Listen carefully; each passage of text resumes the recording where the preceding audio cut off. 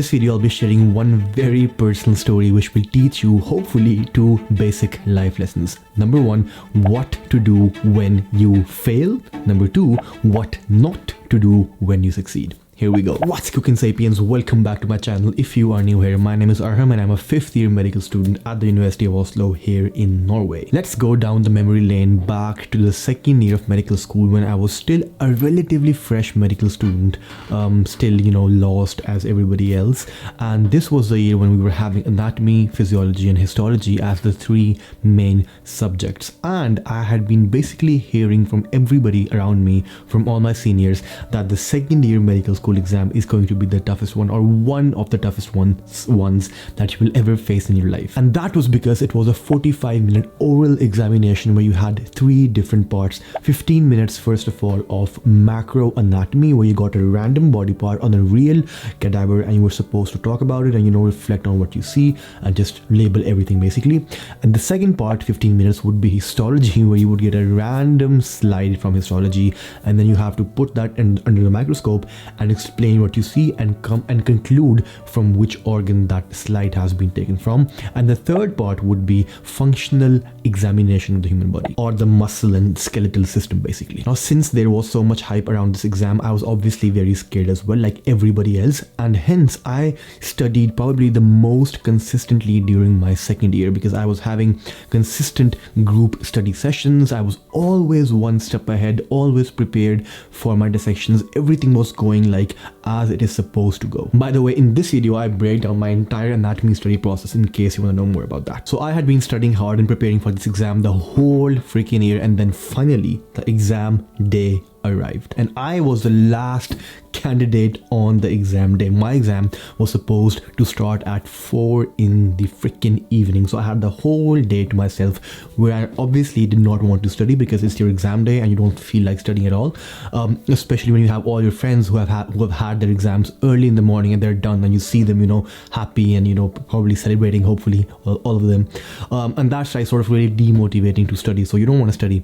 So I was basically the entire day hanging around at my university at the medical faculty, cheering for my friends, rooting for them, motivating them, giving them some moral support before my exam started at 4 p.m. And then at 4 p.m, before going into the exam room, I stood outside the door, took a deep breath and thought, okay, you know what, you have worked really hard, just go inside and bang that exam. And guess what, I went inside and I chattered non-stop for the next 45 minutes. After those 45 minutes, the 2 examiners told me to go outside and wait while they make their decision. So I went outside, waited, and then they called me back inside. And the first thing that they told me was that this was the best exam we have conducted so far. Man, oh man, I just came out of that exam room with my friends waiting outside, even my sister standing there, and then I just threw myself on the floor. Basically, I lay there and stared at the ceiling.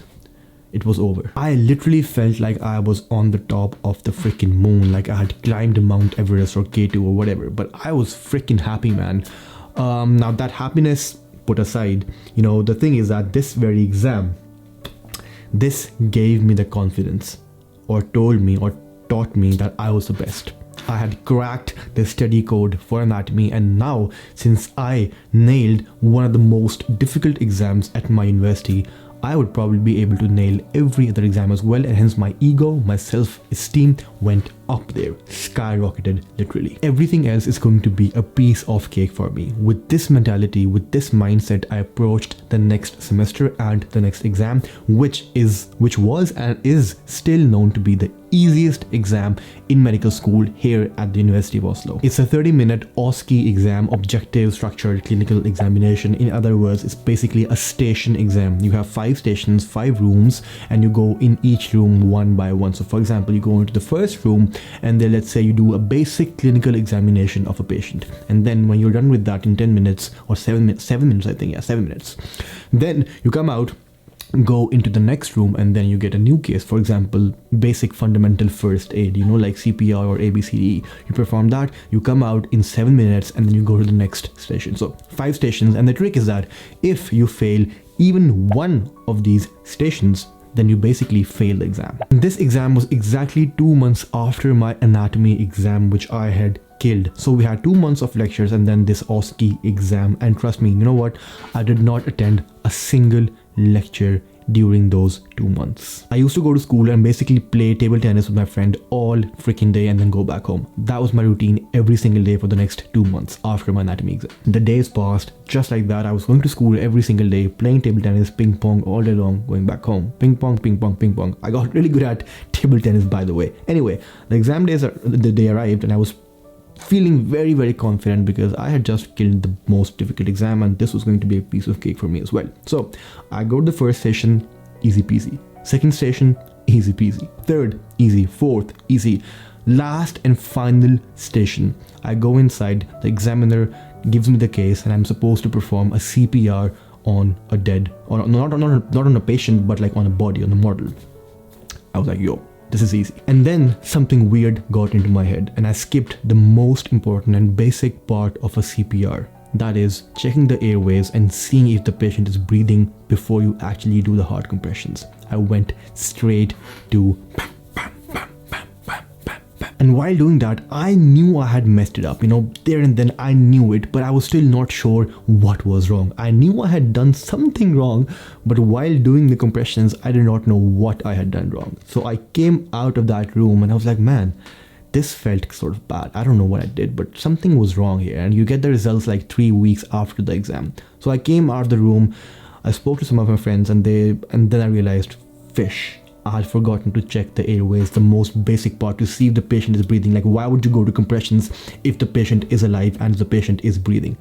I had skipped that part. 3 weeks later, I got to know that I had failed the easiest exam in medical school. But not only that, that was the first time I had ever failed an exam in my entire freaking life.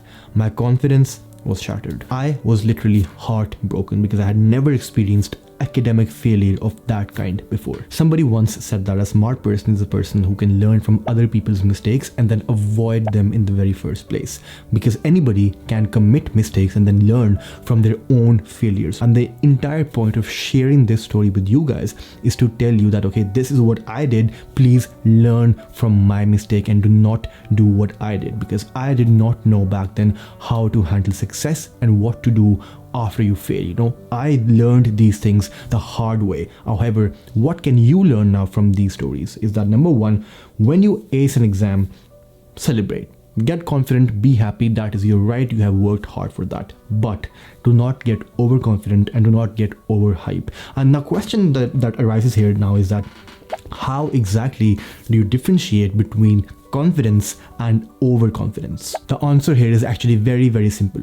Confidence is when you believe in your ability after putting in the work. And overconfidence is when you believe in your ability without putting in the work. The simple point being that once you achieve success, that does not mean that you have to stop putting in the work. Now you have to keep grinding, keep putting in the work every single time despite of those successes. Celebrate your success, but do not stop putting in the work. And then comes failure, because each and every one of us will fail sometimes or some moment in their life. That is bound to happen. And once you actually fail, you need to understand that it's just a temporary dip.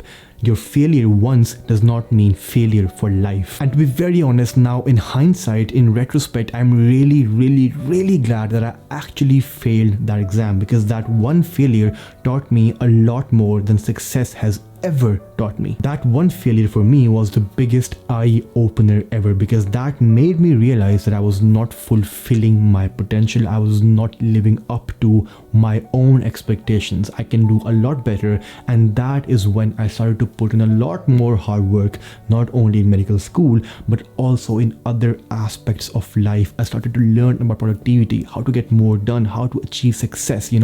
After getting through that dip, that is when I started to rise. I grew much more as a person after failing that one single exam. And to be very honest, I think if I had not failed that exam, I would not be sitting here today and making YouTube videos. To be very honest, I think that one freaking failure made me realize that there is a lot more for me to achieve. And that is when I started to really focus on myself and my personal growth. That's a wrap for today's Sapiens. Now, if you found this video to be useful, then you will hopefully enjoy this one over here as well. And before you leave, kiss that subscribe button, and I'll see you guys on the other side. Take care. Peace.